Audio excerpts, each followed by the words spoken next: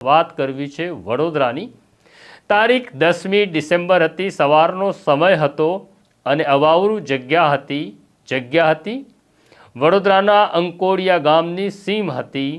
ત્યાં એક પંજાબી ડ્રેસ પહેરેલી યુવતીનો મૃતદેહ પડ્યો હતો। પોલીસ અધિકારીઓને જ્યારે જાણ થઈ, પોલીસ અધિકારીઓ ત્યાં પહોંચે છે।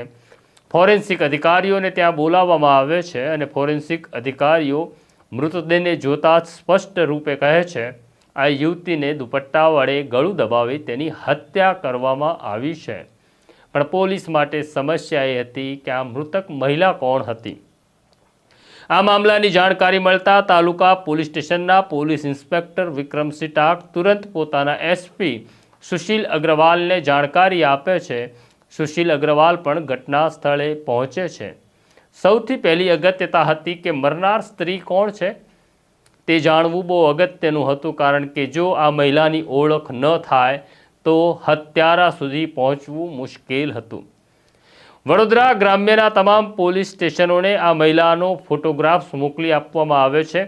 વડોદરા શહેરના પોલીસ સ્ટેશનોને તેની જાણકારી આપવામાં આવે છે અને તાલુકા પોલીસ તપાસ કરી રહી હતી કે કોઈ મહિલા ગુમ થઈ હોય એવી જાણકારી કોઈ પોલીસ પાસે છે કે નહીં।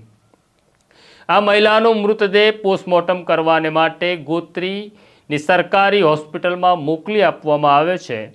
ત્યારે ગોત્રી હોસ્પિટલમાં રહેલા પોલીસ કર્મચારીને એક જાણકારી મળે છે। ત્યાં એક પરિવાર આવ્યો છે અને પરિવાર કહી રહ્યો છે કે અમારા પરિવારની દીકરી અજીઝાબાનું ગુમ છે, જે અમને મળતી નથી।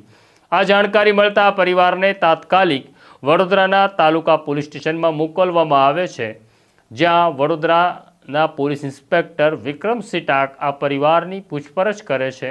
પરિવારને એક તસવીર બતાડે છે અને તસવીર જોતા પરિવારજનો ભાંગી પડે છે, કારણ કે આ મૃતદેહ અજીઝાબાનુનો જ હતો